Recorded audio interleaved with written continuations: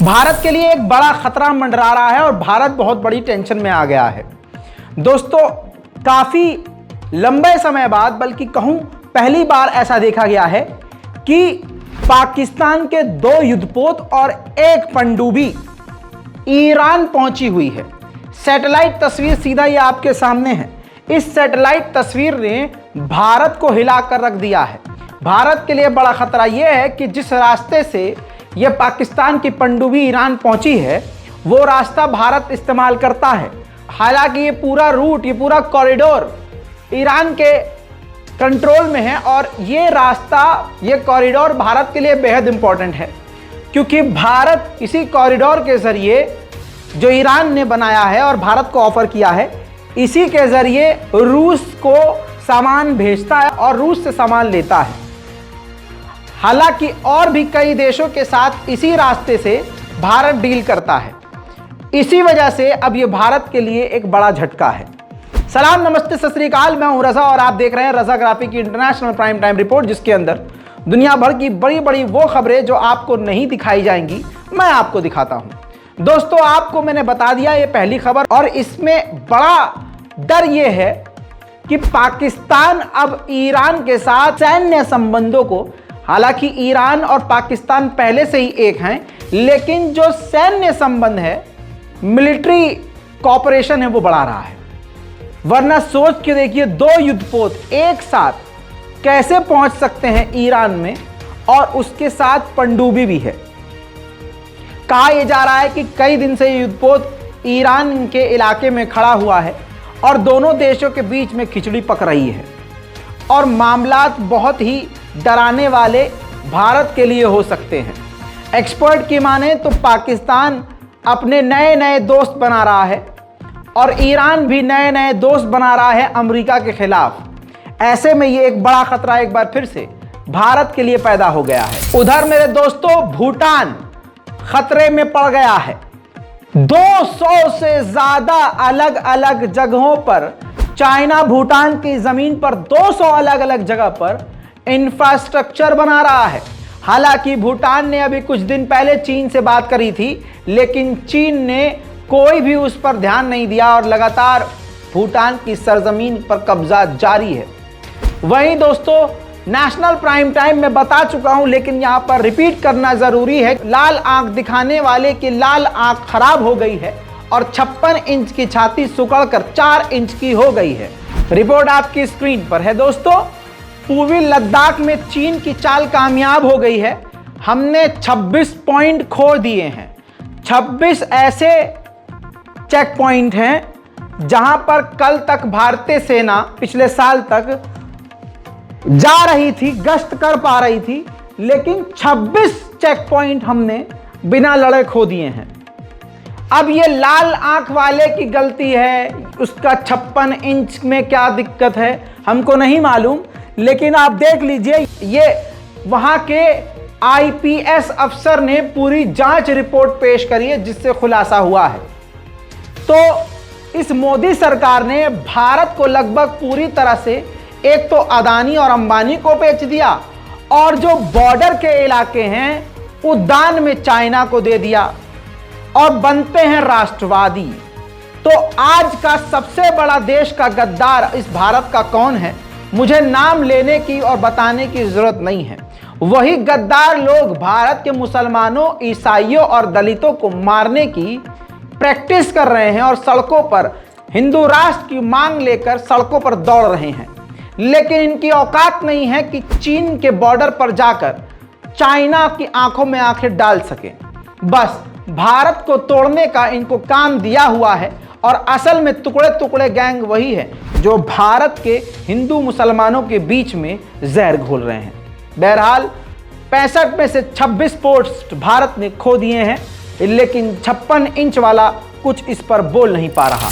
उधर ब्रिटेन की इंटेलिजेंस ने ही ब्रिटेन की सरकार को चेतावनी दी है कि हम जो चाइना के प्रोडक्ट इलेक्ट्रॉनिक इस्तेमाल करते हैं, चाहे फ्रिज हो, वॉशिंग मशीन हो, हत्ता कि ये जो एलईडी बल्ब होते हैं, इसके अंदर भी चाइना अपनी चिप डालकर यहां पर जासूसी कर रहा है।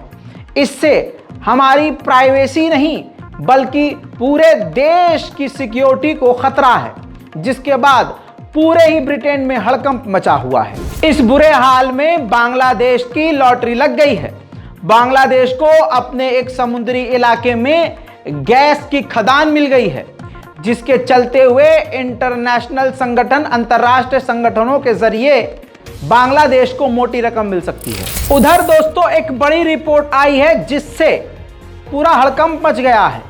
अमेरिका के पूर्व फॉरेन मिनिस्टर माइक पोम्पियो ने बताया है सन 2019 में पाकिस्तान ने हमारे ऊपर अटैक करके पुलवामा में 40 जवानों को शहीद कर दिया, जिसकी जवाबी कार्रवाई में भारत ने पाकिस्तान पर एयर स्ट्राइक किया था। फिर उसके जवाबी कार्रवाई में तुरंत पाकिस्तान ने भारत के ऊपर परमाणु हमला करने की तैयारी कर दी थी। पूरी रिपोर्ट मौजूद है, ये खुद माइक पोम्पियो ने कहा है। माइक पोम्पियो उस वक्त अमेरिका के विदेश मंत्री थे और हमारी विदेश मंत्री उस वक्त सुषमा स्वराज थी।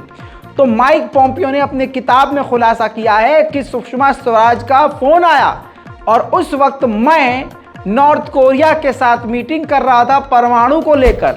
उसी वक्त मुझे बताया गया सुषमा स्वराज के द्वारा कि हमारी इंटेलिजेंस ने बताया है कि पाकिस्तान हम पर, भारत पर परमाणु हमले की तैयारी लगभग कर चुका है और कुछ ही वक्त में वो परमाणु हमला कर सकता है, और जिसकी जवाबी कार्रवाई के लिए हमने भी परमाणु हमला करने की तैयारी शुरू कर दी है। माइक पोम्पियो ने कहा कि जिसको सुनने के बाद मैंने तुरंत भारत से रिक्वेस्ट किया कि आप मुझे कुछ समय दीजिए और आप अपनी जवाबी कार्रवाई को रोक दीजिए। हालांकि भारत ने जवाबी कार्रवाई नहीं रोकी, लेकिन मैंने तुरंत पाकिस्तान के आर्मी चीफ जनरल कमर बाजवा को सीधा फोन मिलाया और उनको समझा बुझाकर शांत किया गया। इस किताब में माइक पोम्पियो, अमेरिका के पूर्व फॉरेन मिनिस्टर, विदेश मंत्री, ने बताया है कि ऐसा वक्त था वो कि पाकिस्तान सीधा परमाणु हमला भारत पर करने को तैयार था। उधर पाकिस्तान के पूर्व प्रधानमंत्री इमरान खान ने प्रॉमिस किया है कि अगर सत्ता उनके हाथ में आ जाती है तो वो, यानी इमरान खान, पाकिस्तान की इकोनॉमी को वो ठीक कर सकते हैं।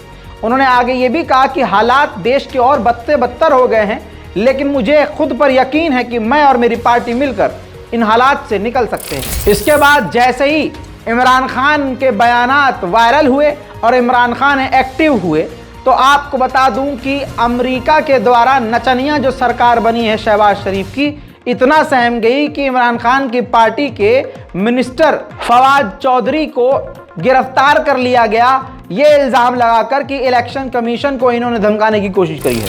इसके बाद अपने नेता के गिरफ्तारी के बाद पूर्व प्रधानमंत्री इमरान खान के घर के बाहर सपोर्टर्स ने जमकर प्रदर्शन किया।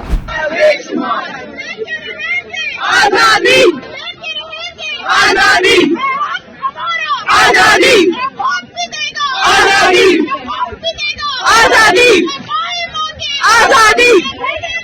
आजादी, आजादी, आजादी, जिंदाबाद, जिंदाबाद, PTI, PTI, PTI, PTI, PTI, PTI, PTI, PTI. उधर अमेरिका भी पाकिस्तान के आगे नरमी बरतता हुआ नजर आया है और अमेरिका की ये बात आज मैं फिर से बोल रहा हूं, भारत के खिलाफ ही मानी जानी चाहिए। लेकिन जो मोदी सरकार चीन को लाल आंख नहीं दिखा पा रही, अमेरिका को क्या कद्दू दिखाएगी? खैर, अमेरिका के व्हाइट हाउस के प्रवक्ता नेड प्राइस ने कहा है कि पाकिस्तान जो सस्ता तेल सस्ते दामों में रूस से ले रहा है, हमें कोई ऑब्जेक्शन नहीं है, बल्कि हम तो ये चाहते हैं कि दूसरे देश भी रशिया से सस्ते दाम में तेल ले। उधर अफगानिस्तान में -28 डिग्री सेल्सियस वाली ठंड है। गरीबी इतनी है कि मैं आपको बता नहीं सकता, लेकिन अफगानिस्तान में सिर्फ ठंड की वजह से 157 बेचारे आम नागरिकों की मौत हो गई है। उधर यूएन के चीफ एंटोनियो गुटेरेस ने तालिबान से सीधा कह दिया है कि जो आपने अफगानिस्तान की महिलाओं पर पाबंदी लगाई है, तुरंत उसे रिवर्स कर दे, खत्म कर दे।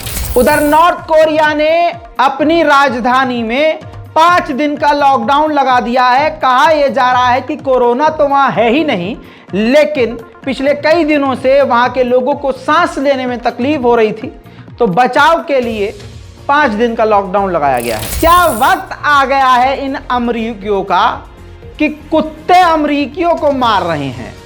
जानकर हैरानी होगी। रिपोर्ट यह है, खबर यह है कि राइफल जमीन पे पड़ी थी, कुत्ता आया और उसका पैर राइफल पर पड़ा और भैया दब गई बटन और चल गई गोली। सामने अमरीकी व्यक्ति था, लग गई और मर गया। तो कुत्ते ने इंसान का कत्ल कर दिया। कलयुग में क्या क्या पढ़ना पड़ रहा है। अच्छा है कि मैं गूंगा हूं। वहीं स्पेन में जंगल की आग फिर से भड़की है और ये आग अभी भी लगी हुई है। 24 घंटा हो गया है।